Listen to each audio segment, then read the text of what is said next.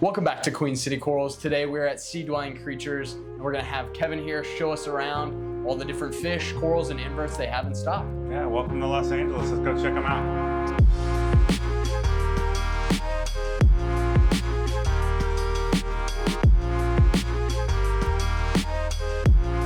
All right, so we are here in the coral farm that you guys have here.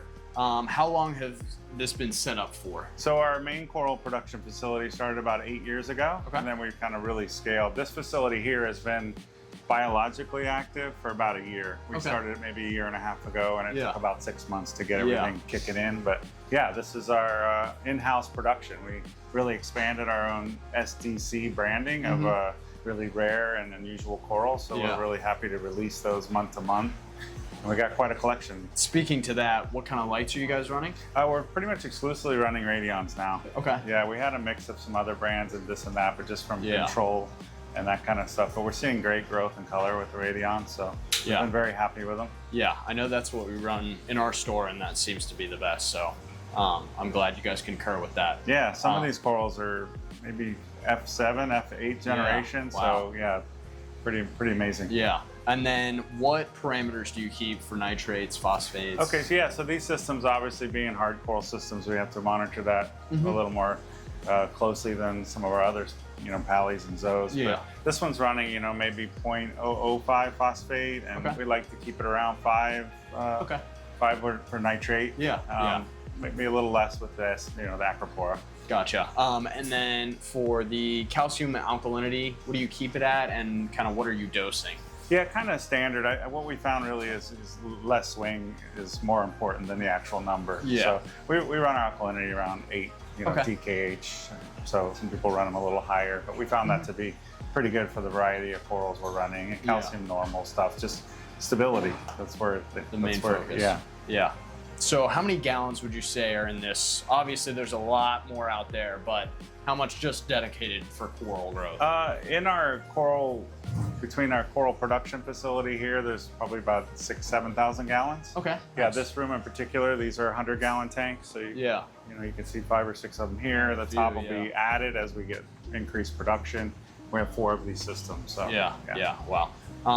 And then for filtration and plumbing, what are you guys using for your filters? And pretty, standard bag filter for filtration.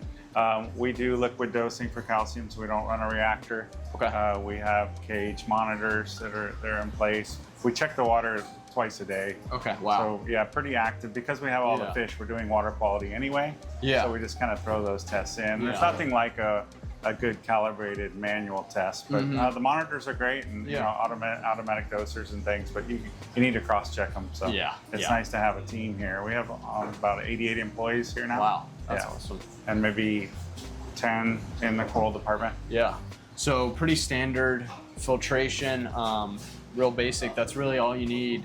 Yeah, absolutely. I mean, as you can see, it's just a higher turnover. We got the flow over on, and these aren't high flow like you'll see with some of the other SBS. Yeah. So these are just standard returns and overflows here. Plenty of drainage with a good DC pump.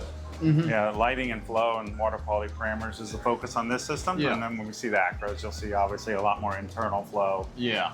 So it's a little different setup. Yeah. So I know you guys culture your own pieces here, and you have some SDC branded pieces. What would you say are a couple of your favorite pieces here? Oh man, that's I knew you were that's always the hardest question. I mean, some people like the rare and unusual stuff, and that's always nice. I mean, we've just released like a Hellflower Microgani. It's really cool. Yeah. And I've seen, we have some really cool Paleothoas, but I always like the Favites and like the Fascination Favias, that kind of stuff. Yeah, that little bit larger polyp. They're just so beautiful and colorful. Really nice coloration to them as well. So I know our viewers have probably seen our little mixing station, which is big compared to most people's, but this is something I've never seen before. If you want to tell us a little bit about this massive system. We cheat a little bit. Fortunately, we are near the Pacific Ocean. It's cold, so We get like 10,000 gallons of seawater delivered a day, and that seawater is used for our fish systems. We do various treatments of it, ozonation, carbon, before we use it, of course, because it's from the wild. We pre-mix and mix all our own coral water, so it's not from the Pacific. That way we can kind of control all the parameters a little easier.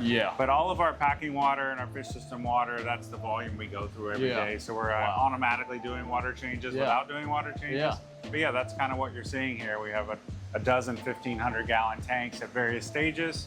We have different salinities depending on which fish systems and the like. So yeah, it's a pretty intricate system.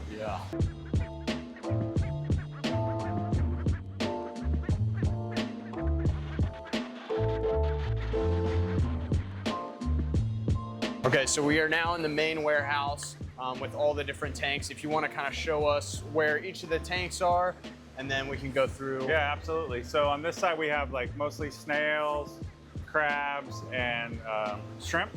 Cleanup crew. Yeah, exactly. And a lot of that's pre-bagged in the morning so they can select it quickly. This is our coral raceways. We have some oddball cubes here, but this is all for LPS corals, wild stock corals separate from the farm. And as we go in, we get into our furnace section. So these are all our furnace tanks. And as you know, they're all numbered. It's WYSIWYG. You log in on Saturday morning, there's a whole new furnace. The corals are all photographed and numbered. So this is where we manage that section. Then we get into more general stock corals and then the fish systems. Awesome. And then I know you guys have your packing station over here where you pack out your boxes. How many shipments would you say a week you guys do, roughly? Maybe 800 boxes. 800 boxes, wow. And then you've got a drip system back there to acclimate new stock. We do. We actually, unlike a lot of other acclimation techniques, we actually have an acclimation table where it's recirculated. So our fish all stay on our acclimation tables for a full 24 hours. It's not just dripped in new water and then moved into a system. So this way we can kind of do different things based on the quality of the shipment. The pH is matched to when it comes in and then slowly raised over that period.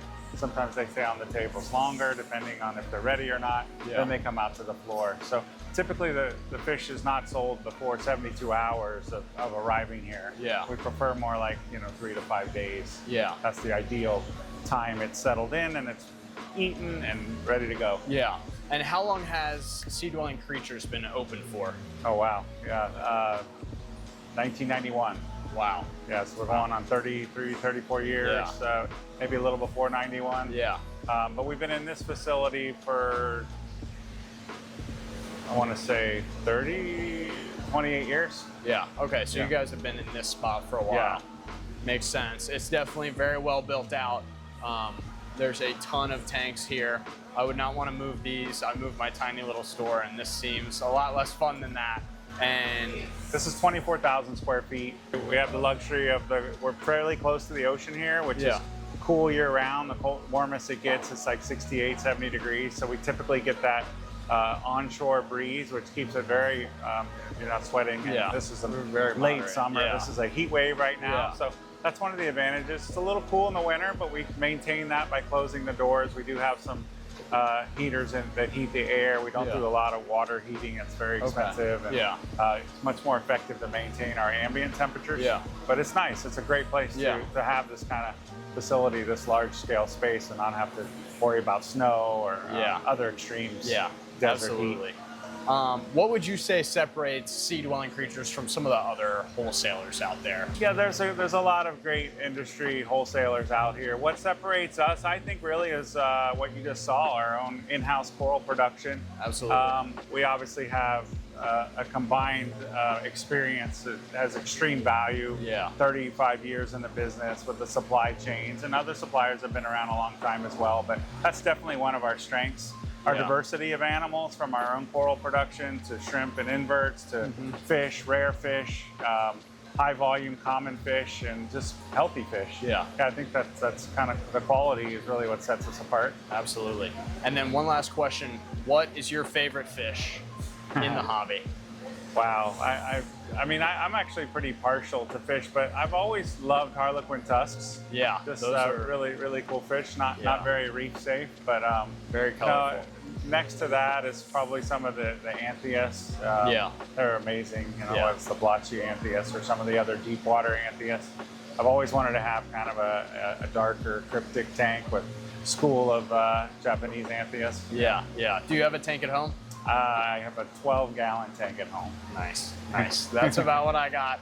Makes it. I come here, I got plenty of water and animals to play with, but yeah, it's perfect for my travel schedule and things like that. I'd love to have a big aquarium again. Yeah. It's a lot, especially after all the work here to go do more work on the aquarium. As well as being in charge of sales and marketing, I'm also in charge of fish husbandry. So it keeps me pretty busy. I bet.